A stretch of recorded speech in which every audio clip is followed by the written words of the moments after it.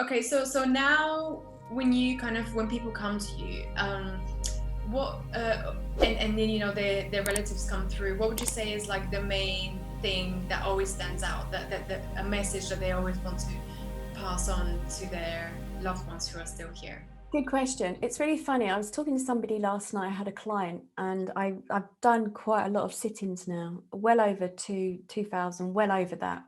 And the spirit on the other side, the loved one, they'll come through like, for me, it's the heart center, and it's because they love that person who's there. They really want to contact them, and you can't fake it. They love you, they're going to come through. I had a lady last night who sat with me, and she wanted me to contact someone for her, and we had the mum, the father, we had her auntie come through, and then she then said, oh, while we're here, by the way, can you just see if you can bring blah blah through? And I went, I can't bring anyone. I can ask my guides, like runners on a film set, go and see if we got this person there, and then if they are, they'll come through, but you can't demand anyone to come through. And I said, no, I'm not feeling them. Hang on a minute. How do you know them? And she said, oh, they're a friend of a friend of a friend. I went, they're not going to come through. There's got to be some reason for why they're coming through. There's got to be a message or a love or something. For me, that's how I find it anyway. And so she said, oh, I didn't realize. I said, there's only been twice, two people that's happened. And I've also had spirit on the other side turn around and said, they've come through for me. I've had the person sitting in front of me who's come to contact me.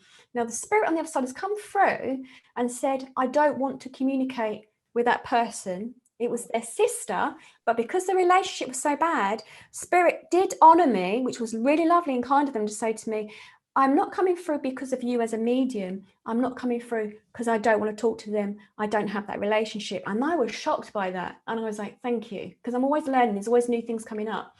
And when we have loved ones coming through, friend, family member, whatever, and animals, I give that space to animals on the other side as well, because I respect them as much as humans. I don't put them on any, uneven pegging. They're the same for me in my world. It's always about to say, I'm okay, I'm here, I'm okay.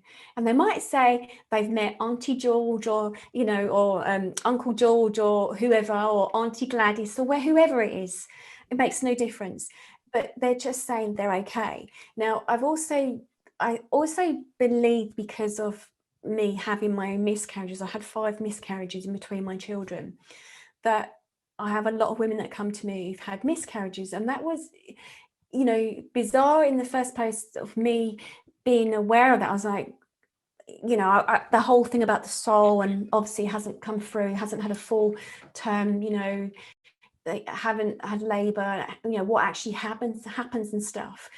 And it was only literally working with spirit that made me understand what happens. It's that essence again, it's that soul, and the women that come to see me, or there's been some fathers as well, but it's mainly, I'd say, majority of women that come through, that's when the angels work with me and they bring me forward. There's a baby in arms, and then either it's a stillborn or it is a miscarriage. Terminations, that's a different thing. They come from a different way. But the essence of, I'm okay, I'm being looked after, I met such and such, and that's the same with animals. When the animals come through, I get part of the personality of the animal, and the animal says, I'm here. But the way they say, I actually I sat with one of my clients, and he was a barrister, quite top barrister, very logical thinking, brought through his mum, his dad, and he heard them, and yeah, that's very nice, thank you very much. And I was like, where's the cherry on the top here? And I shouldn't be thinking that, but I did. And then suddenly I was going, oh my God, I'm a dog now. And I was panting, and I was like, what the hell? I could feel the dog. It was a spaniel or some sort. And I said, where's the ball? Where's the ball? Where's the ball? And again, when he had this communication, this dog came through. It was like, oh my God. And he sat there and he was weeping. He said the name of the dog and he was weeping. He said, she's okay. And I went, she's fine. Yeah, she's absolutely fine. She's on the other side.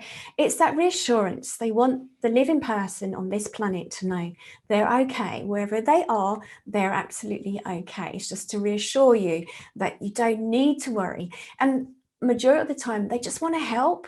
And with the reason I call myself an intuitive holistic therapist is because I can't put myself under one title, because literally I work as a therapist, and then I might have an aunt or an uncle saying, they're not telling you the whole story here, and they'll tell me information like, okay, and then and then I help them. And Spirit's quite a tough customer. They'll say to me, say it this way around. I'm like, gosh, because I try to say, right, I'm a therapist, and then I made sure I switched off and sort of said, right, I'll just deal with my therapy clients.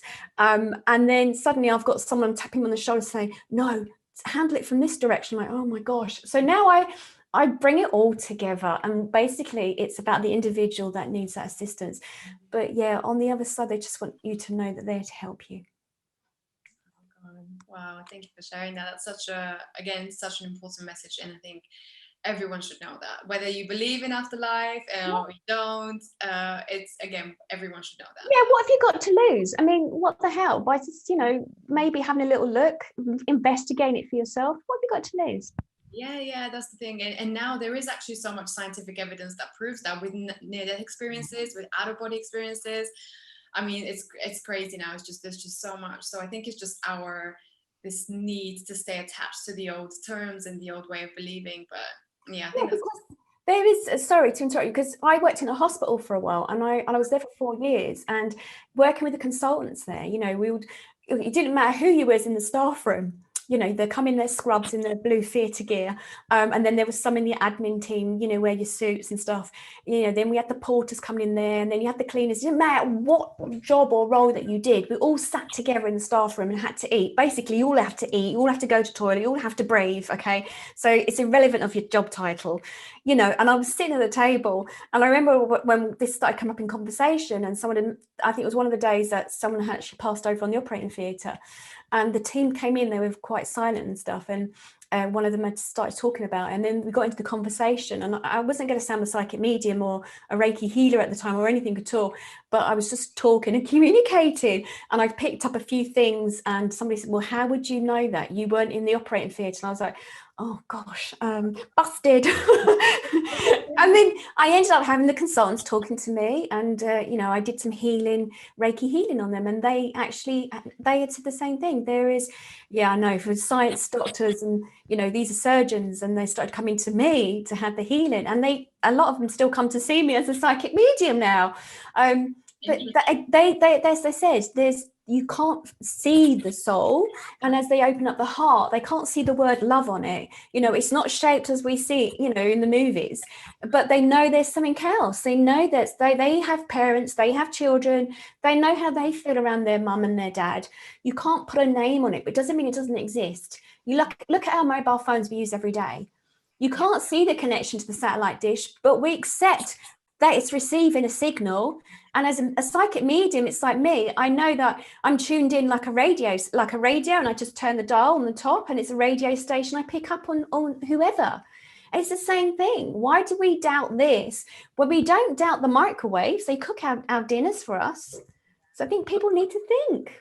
That is such a good point. Thank you for saying that. Yes, it's just the obvious things that we just don't think about. Yeah. We accept that because it's in our everyday life in front of our face. Mm-hmm. And we don't question it. Totally. Yeah. So we just need more people talking about their near-death experiences, and then it'll be normal. Which is pretty much what's happening now. Like, so many people coming out. But yeah, no, that's amazing. I think definitely more of this should be out in the general media, information out there.